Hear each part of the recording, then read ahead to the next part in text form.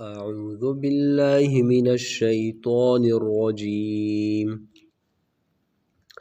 بسم الله الرحمن الرحيم. والوالدات يرضعن أولادهن حولين كاملين لمن أراد أن يتم الرضاعة صدق الله العظيم. نن به د سوره بقره درس نمبر 102 شروع کو. په دغه کې به آیات نمبر 233 ترجمه او تفسیر وکړو. اول به ترجمه ته راشو. والوالدات او دا میاندې دا مورګانې یرضعن اولادهن دوی به پی ورکوي تای به ورکوي اولادهن خپل اولاد ته حولین کاملین پوره 2 کاله. لمن اراده دا حکم هغه چا دپاره دی چا چې اراده کړې وي ان یتم الرضاعه چې هغه به پوره کوي دا د پیو ورکولو مدت یعنی د رضاعت. وعلى المولود له او د ماشوم په پلار باندې یعنی د چا دپاره چې دا ماشوم زیږول شوی دی پلار ښیي. رزقهن د دې ښځې رزق په ده باندې دی یعنی په خاوند باندې. وکسوتهن او دارنګې د ښځې کالي جامې هم دا په پلار باندې دي. بالمعروف په ښه دستور سره په ښه طریقې سره. لا تکلف نفس هیڅ ضرر به نشي رسولی یو نفس ته الا وسعها مگر د هغه د وس مطابق. لا تضارو او ضرر به نشي رسولی والدتون د دې ماشوم مور ته بولدها په سبب د دې بچي. ولا مولود له او نه به ضرر رسولی شي د دې ماشوم پلار ته بولده په سبب د ده د بچي. وعلى الوارث او دارنګې د ماشوم په وارث باندې مثل ذالک همدا حکم دی یعنی که پلار مړ شه بیا به دا وارث به ماشوم ته پی بندوبست کوي. فان اراد فصالا بس که چېرته اراده وي د جدایه یعنی ماشوم د پی نه جدا کی عن تراد منهما د دوی دواړو په رضامندۍ سره وتشاور او د دوی دواړو په مشورې سره فلا جناح علیهما نو بیا په دوی دواړو باندې هیڅ ګناه نشته دی. وان اردتم او که چیرته تاسو اراده وي ان تسترضعو چې تاسې دغه ماشوم دپاره پیو طلب وکوئ اولادکم خپلو بچیو دپاره فلا جناح علیکم نو بیا هیڅ ګناه نشته په تاسو باندې اذا سلمتم چې کله تاسو دا ماشوم حواله کوئ ما آتیتم هغه څه چې تاسو ورکوئ بالمعروف په ښه دستور سره. واتقوا الله تاسو وډار شو د الله څخه. واعلموا او تاسو پوه شو ان الله بشک الله چې دی بما تعملون په هغه څه چې تاسو کوئ بصیر لیدونکی دی. ښه نن موږ تاسو ته د ماشوم د پیو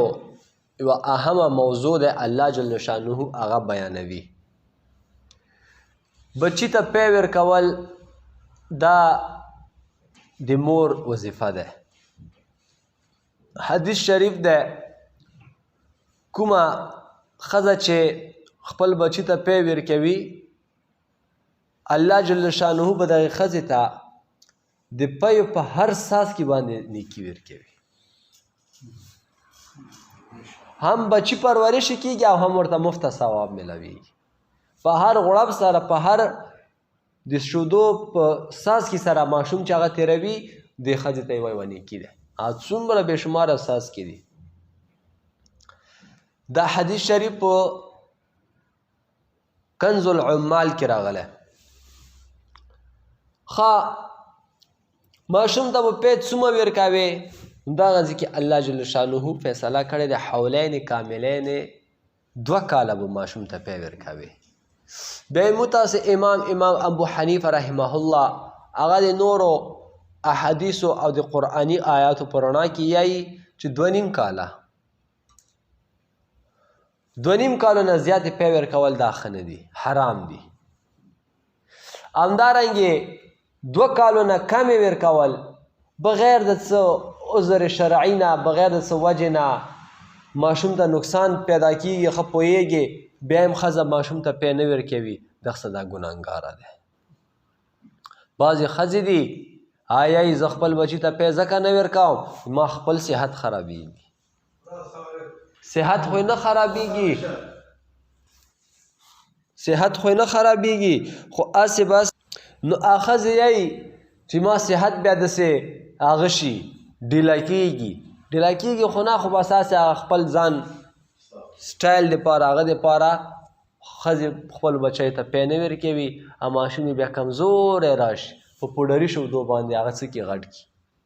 دا ظلم کوي داسې ښځه. ځکه ماشوم دپاره چې نوی پیدا شي دنیا کې یوه بهترینه غذا نشته بغیر د مور د پیو نه. مور پیو په شان ته ماشوم دپاره یوه ښه غذا هم نه میلاویږي. نو ښځه باید خپل بچي ته څه ورکړي خپلې پی ورکړي. یوه خو دا مسله شوه. بله مسله الله دا بیانه کړې ده چې دا کوم پلار دی که نه دا به خپلې ښځې ته نفقه ورکوي. ځکه ښځه خو بچي ته پی مې ورکوي نو خامخا هغه کمزوري کېږي هغې ته خوراک ضرورت دی نو دا په چا باندې دي دا په میړه باندې دي. خو ښځه دې وخت کې خپل میړه نه په پیو باندې خپل میړه نه پیسې نشي غوښتلی ځکه دا د په نکاح کې دی چې کله ښځه د میړه په نکاح کې وي په پیو باندې پیسې نشي غوښتی. همدارنګې که طلاق یې ورکړی وي خو عدت نه وي ختم بیا هم پیسې نشي غوښتی. چې طلاق یې ورکړی دی هر څه نه ووتله بیا که ښځه پیسې غواړي چې زه خو تا نه پردی شومې او دا بچی خو هم ما نه دی که نه صرف ما نه پیدا شوی دی بس چې څه ریټ وي هغومره پیسې به ښځه غواړي او که نه یې غواړي هغه دې خوښه دی. دا یوه مسله شوه. بالمعروف په ښه طریقې سره به خاوند ورکوي داسې نه چې بېزتۍ او چړچې هغه کوي. بله مسله الله جل شانه دا بیانوي چې ښځه به هم داسې نه کوي چې میړی مثال خبره غریب وي او غټې غټې مطالبې کوي چې ما درته زوی هم پیدا کو او ته اوس ما ته دومره لږ کمزورې خوراکونه راوړې. نه که میړی مالداره وي نو بیا به ښه خوراک راوړي که میړی غریب وي بیا د درمیانه بس ښځه د ګزاره کوي. همدارنګې بله مسله الله دا بیانوي کله ښځې او خاوند منځ کې ضد پیدا شي نو هغه زور بیا په مشي وباسي نو دا به هم نه کوي ښځه چې زه بس تا زوی ته پی نه ورکوم. دې کې ماشوم څه ګناه دی جنګ د میړه سره دی او پی ماشوم ته نه ورکوي. همدارنګې خاوند چې دی ښځې سره بد شي ښځه غریبه ماشوم ته پی ورکوي خو خاوند په خپله ښځه خرچه نه کوي نو هغه چې په خپله ښځه خرچه نه کوي نو بیا خو هغه پی کمیږي که نه نو دا رقم ته به دواړه د خپل ضد د وجې نه ماشوم ته تکلیف نه رسوي. بله مسله دا بیانوي الله که چېرته پلار یې مړ شو نو بیا به وارثان راپاڅېږي دغه د ماشوم د پیو بندوبست به څه کوي خوري به یې څه که مور وي مور دې به ورته خرچې مرچې کوي چې هغه پی ورکړي که مور هم نه وي ماشوم همداسې پاتې وي چېرته بله ښځه به ورته پیدا کوي چې هغه پی ورکړي. که چېرته بله مسله دا بیانوي الله چې ښځه او خاوند خپلو کې مشوره وکړي بس د ماشوم پی نوره ضرورت نشته ماشاءالله ښه صحتمند دی کله ماشوم 1 کال چې د مور پی وڅکي بس ښه برابر شي نو ښځه او خاوند خپلو کې مشوره وکړي بس نوره به پی نه ورکوو دا بیا هېڅ خبره نه ده. او که پی ته ضرورت او کمزوری دی بیا د پی پې نه بندوي. همدارنګې داسې هم کوی شي لکه عربو کې دا دستور ډېر عام و زموږ طرف ته دومره نشته دی چې ماشوم به پیدا شو خپل ماشوم به کلي ته واستوله کلیوالو ښځو پی به څه وې هغه به ډېرې صحتمندې وې نو هلته به ماشوم تربیت وشو خپلې مور پی به نه څکلې یوه میاشت 15 میاشتې یو کال به غرونو کې اوسېده لکه زموږ نبي علیه السلام هم هغه یې څه کړی وه بیبي حلیمې ځان سره وړی وه خپلې مور بیبي آمنې پې نه وې ویر کړی وي یوه میاشت دومره خو بیا بیبي حلیمې ځان سره څه کوه یوړه نو دا هم جایز دی پروا نه کوي دلته به یو څو وظیفې درته بیان کم کله کله ماشوم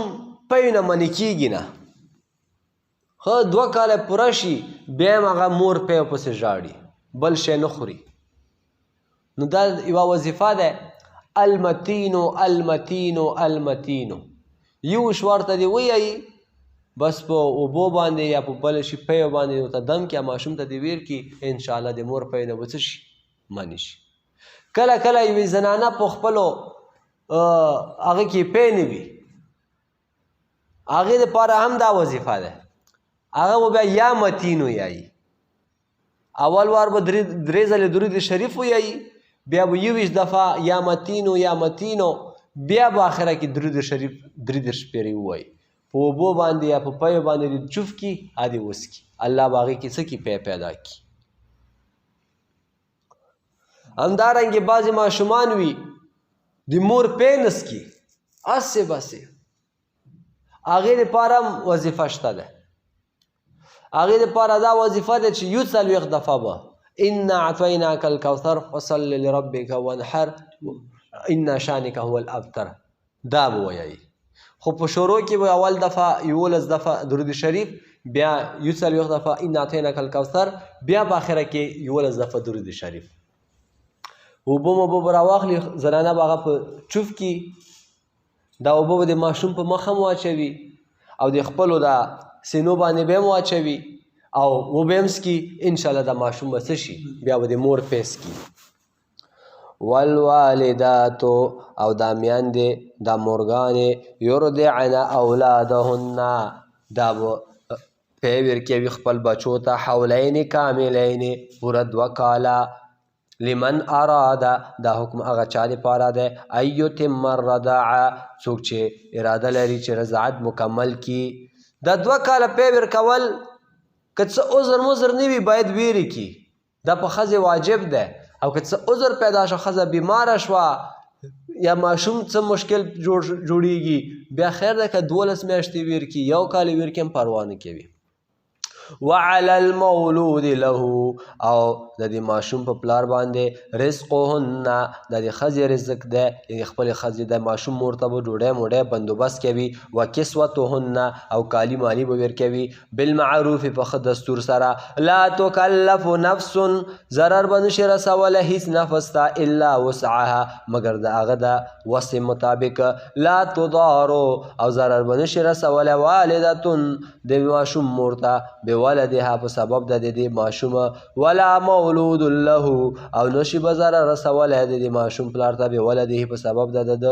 ماشومه وعلى الموارث او په وارث باندې مثل ذلك همدارنګې دا حکم دی فان اراده بس که چیرته اراده وکړي دوی دواړه فصالا